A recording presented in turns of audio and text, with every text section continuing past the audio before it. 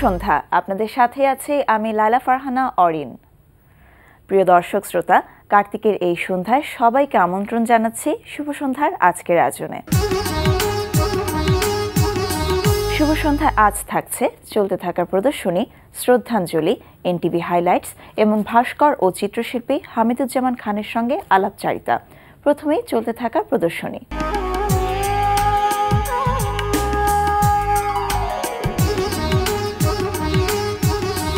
শুরুতেই জানিয়ে দিচ্ছি চলতে থাকা প্রদর্শনীর সময়সূচি।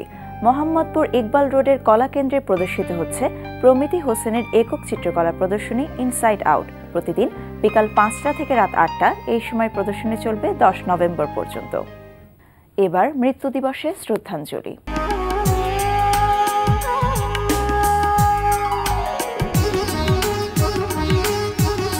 আজ 31 অক্টোবর বিংশ শতাব্দীর ভারতীয় বাংলা গানের কিংবদন্তি শিল্পী শচীন দেব বর্মনের মৃত্যু দিবস। বরেণ্য এই শিল্পী এস.ডি. বর্মন নামেও বিশেষ পরিচিত ছিলেন। তিনি একই সাথে সুরকার, গীতিকার এবং সঙ্গীত পরিচালক ছিলেন। গত প্রায় 100 বছরেও বাংলা গানের শ্রোতাদের কাছে তার কালোত্তীর্ণ গানের আবেদন বিন্দুমাত্র কমেনি। তার উল্লেখযোগ্য গানগুলির মধ্যে রয়েছে নিশীতে যাইও ফুল বনে, তুমি এসেছিলে পরশু কাল কেন আসনি, ঘাটে লাঙাইয়া টিনা এবং কে চাষরে ভাটিগাং বাইয়ার মতো বহু শ্রোতাপ্রিয় গান। আজ মৃত্যু দিবসে আমরা কিংবদন্তি শিল্পী শচীন দেব বর্মনকে স্মরণ করছি গভীর শ্রদ্ধায়। এবার এনটিভি হাইলাইটস।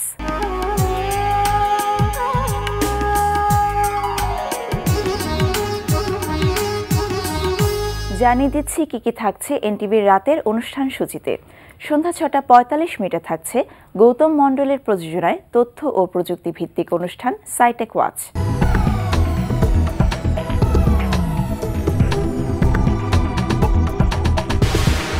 রাত 8:20 থাকছে ফেরদৌস হাসানের পরিচালনায় ধারাবাহিক নাটক মায়া। কি করেছো? আমি তোকে কিছু করিনি, তবে হ্যাঁ এখন করব যদি তুমি বাড়াবাড়ি করো। আমি তোমাকে বলেছি আমি ড্রাগ ধরবো না, তারপর তুমি আমার পিছনে কেন লাগলে? আমি তোমার কথা পুরোপুরি বিশ্বাস করিনি তাই। তুমি আমার বয়ফ্রেন্ডকে কি বললে? ওই বদমাস ছেলেটা তোমার বয়ফ্রেন্ড? রাত 9টায় দেখবেন আলফ্রেড খোকনের প্রযোজনায় ফারাহ শারমিনের উপস্থাপনায় সঙ্গীতানুষ্ঠান তারায় তারায় রচিত। যাবো না যাবো না যাবো না ঘরে, যাবো না যাবো না যাবো না ঘরে, বাহি করেছে পাগল মোরে, যাবো না যাবো না যাবো না ঘরে, যাবো না যাবো না যাবো না ঘরে। রাত 9:40 থাকছে সুমন আনোয়ারের পরিচালনায় ধারাবাহিক নাটক সিনেমাওয়ালা। সে শুরুতে কিভাবে ধরে ভালো যে এটা একটা নাটক? শুনেন, ম্যাডাম জীবনে এত নাটক সিনেমা করেছে, উনি ধরতে না পারলে কে ধরতে পারবে? আর আপনি মনে হয় অভিনয়টা ঠিকঠাক করতে পারেন। আমি তো অভিনেতা, আমি তো টিঙ্কু খান। শুনেন, আপনি আসলে এটা খারাপ মানুষ।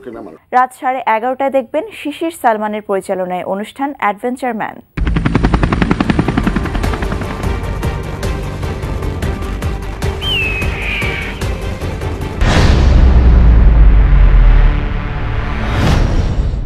রাত 12:10 রয়েছে টক শো এই সময়।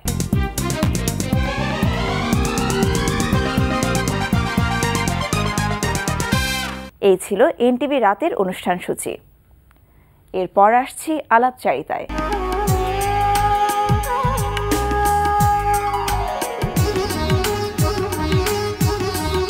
আমাদের দেশের বিখ্যাত ভাস্করদের একজন ভাস্কর হামিদুজ্জামান খান। প্রিয় দর্শক, আমাদের আজকের অতিথি ভাস্কর ও চিত্রশিল্পী হামিদুজ্জামান খান। চলুন কথা বলি তার সঙ্গে। শুভ সন্ধ্যা। ধন্যবাদ। কেমন আছেন? ভালো। আমরা স্যার নিজেদেরকে অনেক সৌভাগ্যবান মনে করছি যে আজ আপনি আমাদের সাথে আছেন। আপনাকে স্যার দেখে আমাদের দেশের অনেক তরুণ যারা ভাস্কর শিল্পী রয়েছেন তারা কিন্তু অনুপ্রাণিত হয়েছেন। কিন্তু একদম ছোটবেলায় আপনি যখন ছোট ছিলেন তখন কি আপনি ভাস্কর শিল্পী হয়ে উঠবেন এই স্বপ্নটা ছিল? আমি যখন চারুকলা প্রথম আসি, আসলে আমি এখানে পেন্টিংয়ে কোর্স করলাম। আমি দেখতাম আবিদিন স্যার আমি সরাসরি দেখেছি। তখন আমাদের এই টাইমটা কিবিয়া স্যার, আবিদিন স্যার, তাদের সাথে আমরা ওনাদের ক্লাস আমাদের করিয়েছেন। এটা আমাদের একটা বড় পাওয়া ছিল। আর আমরা ভাবতাম পেইন্টার অনেক বড়, এবং পেন্টিংটা আর আসলে চারুকলার বিষয়ে তো পেন্টিং তো মেজর একটা ব্যাপার। তো আমি পেন্টিং ভর্তি হই, একদম গ্রাম থেকে আসি, তো পেন্টিংয়ে পাসও করি, ছবি আঁকতাম। কিন্তু পাস করার পর আমি বিশেষ কারণে আমি লন্ডন যেতে হয় আমাকে চিকিৎসার জন্য। চিকিৎসা করে ওখানে আমি লন্ডনে ছিলাম বেশ কিছুদিন, মাস 4 তো আমি এই বড় বড় মিউজিয়ামগুলো দেখি, বিশেষ করে ব্রিটিশ মিউজিয়াম, মানে যেখানে পৃথিবীর বিভিন্ন রকমের কালেকশন, ইজিপশিয়ান থেকে শুরু করে রোমান, গ্রিক, আর এগুলো প্রায় হার্ড মেটেরিয়াল, মানে স্থায়ী মেটেরিয়ালের, মানে এগুলো আমাকে একটা কালকে ধরে রাখে, প্রত্যক্ষ করে। তো এইগুলা ঘুরে দেখতে দেখতে আমি স্কাল্পচারকে মনে হলো যে আমার অনেক বেশি ইম্পর্টেন্ট এবং স্থায়ী একটা জিনিস। মানুষ তো বিভিন্ন ভাষায় বা লেখে বা একটা কিছু করে যায় পৃথিবীতে, আমার মনে হলো যে আমি যে স্থায়ী কিছু করতে পারি, স্কাল্পচার একটা হার্ড মেটেরিয়াল, মানে স্টোন, মেটাল, যে কোনো মেটেরিয়ালে এটা অনেক দিন টিকে থাকবে। তো আমার কাছে এটা অনেকবারে তখন একটা অনুভূতি ইয়ে হয়। তো আমি ঢাকা আসি, আসার আগে আমি প্যারিসেও কিছুদিন ছিলাম, ইটালিতে ছিলাম, আরও স্কাল্পচার দেখে আসলাম। আসার পর ঢাকা এসে আমি শুরু করি। তার মানে বিশ্বের বিভিন্ন স্বনামধন্য মিউজিয়ামগুলো দেখে আপনার ভাস্করের প্রতি একটা আলাদা রকম আপনার ঝোঁক তৈরি হয়, উৎসাহ তৈরি হয়। কিন্তু তার আগে তো স্যার আপনার পড়াশোনা ছিল পেইন্টিং নিয়ে, এবং শিল্পাচার্য জয়নুল আবেদিন স্যার, আপনি যেটি একটু আগে বললেন, তার আপনি সরাসরি ছাত্র ছিলেন। তো তার সাথে আপনার খুব মজার কোনো অভিজ্ঞতা কি রয়েছে? আবেদিন স্যার, আমি কিন্তু খুব ওয়াটার কালারটা পছন্দ করতাম। তা আমার ওয়াটার কালার আবেদিন স্যারও খুব পছন্দ করতেন। আচ্ছা, আমি তো অনেক সময় দেখেছি যে আবেদিন স্যার আমাকে ডেকে বললেন তোমার কয়েকটা ওয়াটার কালার আমি কিনবো। তো আমার ছবি কিনবেন না, তোমার ওয়াটার কালারটা ভালো আসে, তুমি ওয়াটার কালারটা ধরে রাখবে, এরকম বলছেন উনি। দেখবা ওয়াটার কালার তোমাকে এক জায়গায় নিয়ে যাবে, কারণ আবেদিন স্যার খুব ভালো ওয়াটার কালার করতেন। এটা আমাদের জন্য একটা বিরাট পাওয়া ছিল, কারণ ওয়াটার কালার মাধ্যমটা আবেদিন স্যার একদম এই দেশের একদম শ্রেষ্ঠ শিল্পী আমি বলবো ওয়াটার কালারের। তো আমরা ইন্সপায়ার্ড হয়েছি সরাসরি ওনাদের কাছ থেকে। তো ধীরে ধীরে আমি ছবি আঁকা তো আমার ছিলই, কিন্তু ড্রয়িংটা খুব আমার ভালো লাগতো, ড্রয়িং করতাম, অনেক সময় ব্রাশেও ড্রয়িং করতাম।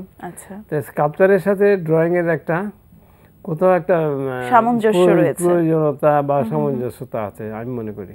কারণ তো স্যার একটি যখন ভাস্কর্য তৈরি করতে হয় তার আগে খুব সম্ভবত ড্রয়িং করে নেওয়া লাগে, ডিজাইন করে নেওয়া লাগে, একটা ইমেজ বা আমরা বলি করতে হয় একটা, যে আমি যখন ভাবি সেটা আমার একটা রূপে আসে, সেটা তো আমি ব্রাশ, যেহেতু আমার ওয়াটার কালারে আমি স্বাচ্ছন্দ্য ফিল করতাম, তখন একটা ব্রাশের টান দিয়ে একটা ফর্ম তৈরি করতাম, এরকম ইজি হতো আমার জন্য। এবং যেহেতু আপনি শিল্পাচার্য জয়নুল আবেদিনের সান্নিধ্যে ছিলেন, তো তার কাজের প্রভাব কি আপনার কাজের মধ্যেও পড়েছে? স্যার তো ছিলেন একদম বিখ্যাত, মানে এই দেশে ওনার জন্ম না হলে শিল্পকলা এই এতটুকু আঘাত কিনা সন্দেহ। আর তাই উনি তো একজন এই দেশের জন্য চারুকলা বিকাশ লাভের জন্য সারাটা জীবন কাজ করে গেছেন। কারণ আমি মনে করি আমি এখন প্রায় আমার বয়স 70, উনি তো অনেক অতদিনও বাঁচেননি, তো 62 বয়সে মারা গেছেন। কিন্তু এই বয়সের মধ্যে উনি চারুকলাকে একটা প্রাতিষ্ঠানিক রূপ দিয়ে গেছেন। শুধু চারুকলাই না, কিন্তু ওনার সোনারগাঁ মিউজিয়াম, ফোক মিউজিয়াম, তারপর ওনার নিজস্ব সংগ্রহশালা ময়মনসিংহে, সব কিছু নিজেই করে গেছেন, জীবিত অবস্থায় করে গেছেন। স্যার, আপনার সর্বশেষ যে প্রদর্শনীটা হয়েছে সেটি ছিল আপনার চিত্রকলা নিয়ে, of nature boards and faces. তো এই চিত্রকলার ব্যাপারে একটু আসি, যে মূলত মাধ্যমটা কি ছিল? এই প্রদর্শনীটা পুরো এক্সিবিশনটাই জলরঙের। আচ্ছা, মোট কয়টি ছবি ছিল? প্রায় ছোট বড় মিলে 72টির মতো। আচ্ছা, তার মানে কি মিনিয়েচার কিছু ছবি ছিল, হ্যাঁ, কিছু বড় ছিল। বোর্ডস অ্যান্ড ফেসেস, এই বিষয়টি স্যার বোটসের সাথে মানে নৌকা আমাদের দেশের একটি ঐতিহ্য, তো এই নৌকাকে কেন আপনি আপনার ছবির মাধ্যমে প্রকাশ করতে চাইলেন? খুব ভালো লাগে বাংলাদেশের ল্যান্ডস্কেপ। আমি খুব ঘুরে বেড়াই।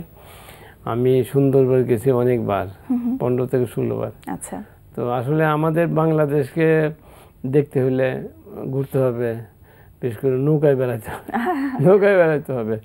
আমি কিন্তু এইগুলো আমার যে অভিজ্ঞতা থেকে ছবিগুলো আঁকেছি, সরাসরি নেচারে আমি গেছি।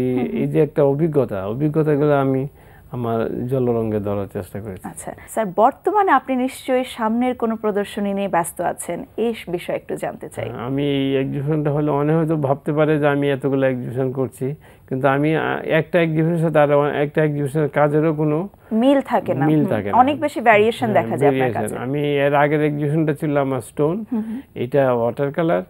নেক্সট একটা এই ডিসেম্বরের 9 তারিখে আমি একটা এক্সিবিশন করব, সেটা হবে উন্মুক্ত মাঠে। আচ্ছা, কাজগুলো আমি ওইভাবে দীর্ঘদিন ধরে করে আসি মাঠে রাখার জন্য। আচ্ছা, এইভাবে কিন্তু আগে কোনোদিন এক্সিবিশন করিনি। এক্সিবিশনগুলো তো হয় কোনো একটা গ্যালারিতে হয় বা ইনডোরে থাকে, আউটডোরে সাধারণত এই ধরনের এক্সিবিশন হয় না। আমি আমার স্কাল্পচারগুলো এইভাবেই আমি আউটডোরে রাখার জন্য, কারণ আজকাল আমাদের অনেক জায়গা আছে যেখানে স্কাল্পচার বাইরে রাখা যায়। আমিও এমনি ঢাকাতে অনেক কাজ করেছি বাইরে, তো আমি মনে করি যে এই ধরনের এক্সিবিশন করে দেখি কেমন লাগে। তো এর মধ্যে আমি ওদের সাথে কথা বলেছি, ওরা গ্ল্যাডলি আমাকে বলেছে এক্সিবিশনটা করতে, কারণ আমি মোস্টলি অনেক আর্কিটেক্ট আমি চিনি এবং ওদের সাথে আমি উঠা বসা করি।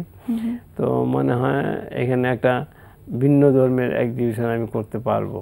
আচ্ছা স্যার, আপনি তো 21 পদকে ভূষিত হয়েছেন, এটি আসলে আমাদের জন্য যেমন গর্বের বিষয়, আপনার জন্য একটি প্রাপ্তি। আপনার কাছে এই প্রাপ্তির বিষয়টি কেমন লাগে, অনুভূতিটি কেমন হয় যখন আপনি এই বিষয়গুলো চিন্তা করেন? আমি মানে মনে হয়েছে যে আমার এই পথে যে আমি আসলাম এটার একটা সার্থকতা আছে। আচ্ছা, কারণ এটা তো আমার এই দেশ থেকেই পাওয়া, বিশেষ করে স্কাল্পচারের জন্য আমি সুযোগ পেয়েছি। তো আমি স্কাল্পচারটাকে মনে মনে ভালোবাসি এবং এটার একটা পর্যায়ে আমি নিতে চাই।